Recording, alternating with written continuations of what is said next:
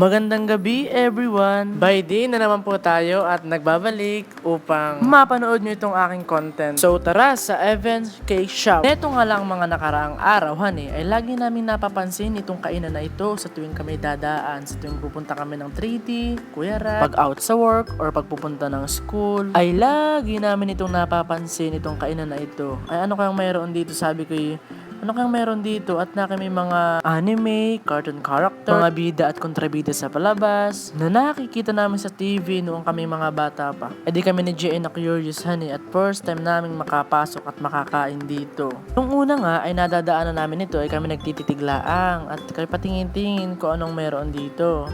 Pangalawa, ay di kami nag-decide na pumasok at kami namili na ng aming orderin sa menu. Nung pumasok na nga kami ay kami nagtitig. Aba, gaganda pala ng mga disenyo. Gaganda ng mga style decorate nila. Nung kami nga ay pumasok ay agad-agad kaming pinagbuksan ng fan. Mukhang mabait nga yung may-ari at sabi ko nga ay ako ay lowbat. Baka po pwedeng makicharge, abay ako pinacharge. Maayos at magaling mag-entertain ng customer. Ultimo pagsiserve nila ay maganda, maayos, perfect. Kung mapapansin nyo nga ay yung pwesto nila ay mukhang maginhawa, maaliwalas, malinis. Bagay na bagay sa mga maaarting customer. Oh, hindi talaga. At iyon nga habang kami kumakain ay ang sarap talaga ng kain namin. At feeling nga namin diyan ay kami nasa mga yayamaning kainan. At talaga namang may patisyo pa, may pa-tube ice pa, taray. Hindi ganun. Ang gawa nga namin diyan ni Jay ay kami share ng ulam, palitan kumbaga. Bibigyan niya ako, bibigyan ko siya.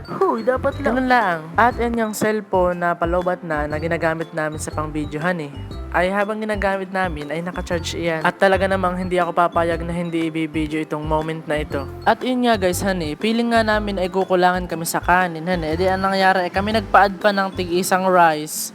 Kaya naman, for the sulit talaga ang kain namin. Share ko nga lang ang pinili kong ulam diyan ay dinuguan. At saka yung kay Jay ay liempo na pork. Sa pork nga na iyan ay kung mapapansin nyo ay tapos na kaming kumain. Nagbabayad lamang si Jay ng aming bill. Yayamanin. Nagpasalamat na nga pala kami sa nag-assist sa amin at kami ay hindi na rin nagtagal at kami ay uuwi na. Kasi nga antok na. Magiinom pa talaga. Joke.